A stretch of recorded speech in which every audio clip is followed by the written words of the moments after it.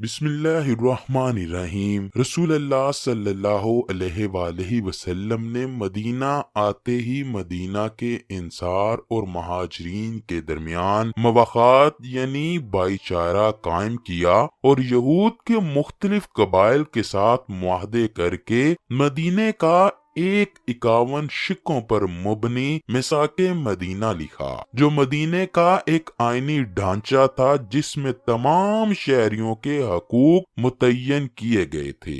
یہ دنیا کا پہلا مکمل تحریری آئین تھا۔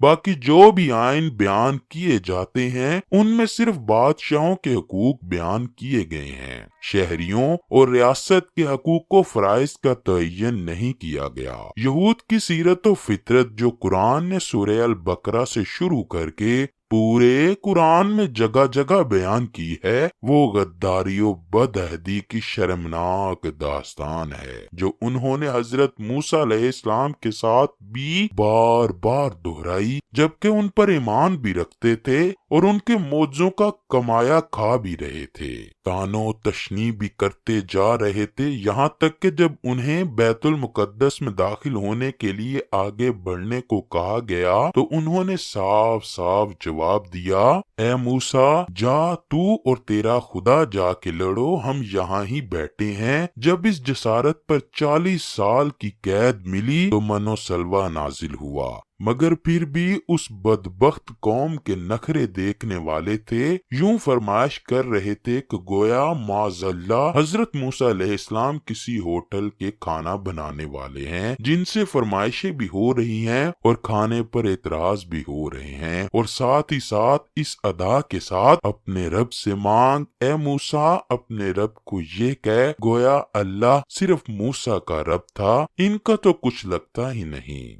نبیوں کو نبی مان کر قتل کرنا ان کے کارناموں میں شامل ہے، اسی لیے یہ مسلسل کوششیں کرتے رہے کہ رسول اللہ صلی اللہ علیہ وآلہ وسلم کو بھی اسی طرح قتل کر دیں یا قتل کروا دیں۔ اس کے لیے وہ مکے والوں سے بھی گٹھ جوڑ کرتے رہے اور منافقین کو بھی بڑھاوا دیتے رہے۔ یہود کا پہلا قبیلہ بنو نذیر جو سنار کا کام کرتے تھے اور پورے محلے میں سنار کی دکانیں تھیں۔ ایک مسلمان پردہ دار خاتون سونے کی خریداری کے لیے ایک سنار کی دکان میں داخل ہوئی۔ خریداری کے دوران ایک اوباش یہودی نے اس خاتون کی چادر کو کسی چیز سے باندھ دیا، جو ہی خاتون اٹھ کر چلی تو اس کی چادر کھینچ کر اتر گئی، جس سے وہ بے حجاب ہو گئی۔ اس نے شور مچا دیا اور یہودی کو برا بھلا کہنا شروع کیا۔ بازار میں سے ایک مسلمان گزر رہا تھا، اس نے عورت سے صورتحال پوچھ کر اس یہودی کو قتل کر دیا۔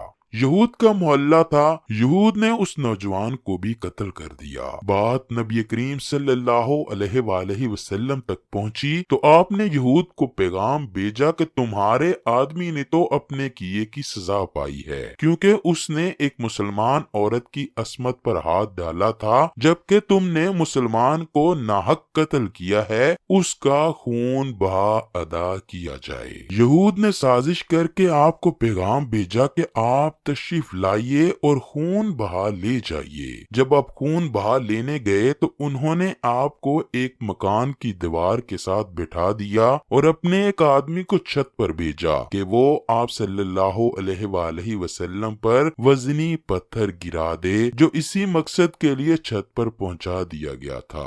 اللہ نے اپنے پیارے نبی کو فوراً اٹھ کر چلنے کو کہا اور بتایا کہ آپ کو شہید کرنے کی سازش کی گئی تھی۔ واپس آ کر آپ نے یہود کو پیغام بھیجا کہ تم نے مجھے قتل کرنے کی سازش کی تھی، لہٰذا اب مدینے سے نکل جاؤ۔ انہوں نے جواباً بدتمیزی کی اور جنگ کا عندیہ دیا۔ ان کا محاصرہ کیا گیا۔ جب وہ مغلوب ہو گئے تو عبداللہ بن ابی کے اصرار پر آپ نے انہیں جو کچھ وہ لے جا سکتے تھے لے جانے کی اجازت دے دی اور مدینہ بدر کر دیا۔ اس کی تفصیل سورہ حشر میں ہے۔ یہود کا جنگجو قبیلہ بنو قریظہ تھا۔ غزوہ خندق میں 24,000 کفار کے مقابلے میں 3,000 محصور مسلمان تھے۔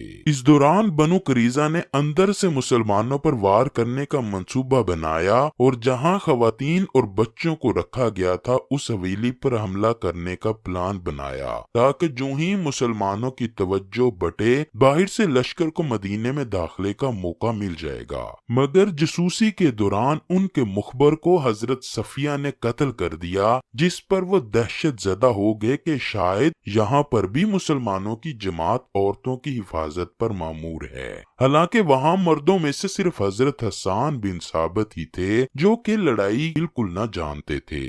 اس کی بھی تفصیل دلچسپ ہے۔ غزوہ الاحزاب یا جنگ خندق میں کفار کی ناکامی کے بعد نبی کریم صلی اللہ علیہ وآلہ وسلم اپنا جنگی لباس اتار رہے تھے کہ حضرت جبرائیل تشریف لائے اور فرمایا کہ آپ اپنا جنگی لباس اتار رہے ہیں، جبکہ ہمیں اس کی اجازت نہیں دی گئی بلکہ بنو قریظہ کی طرف چلنے کو کہا گیا ہے۔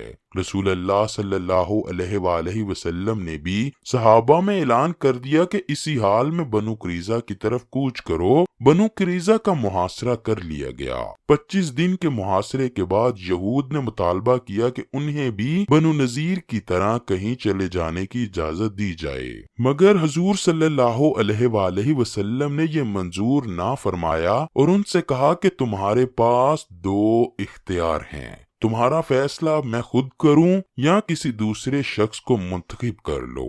قبیلے کی شورا میں اختلاف ہو گیا کہ کچھ لوگ کہنے لگے کہ رسول اللہ سے فیصلہ لے لیتے ہیں، جبکہ اکثریت اوس کے سردار سعد بن معاذ کو جج بنانے کی طرف مائل تھی، کیونکہ اوس رسول اللہ صلی اللہ علیہ وآلہ وسلم کی آمد سے پہلے بنو قریظہ کے حلیف تھے جن کے آپس میں قریبی تعلقات تھے۔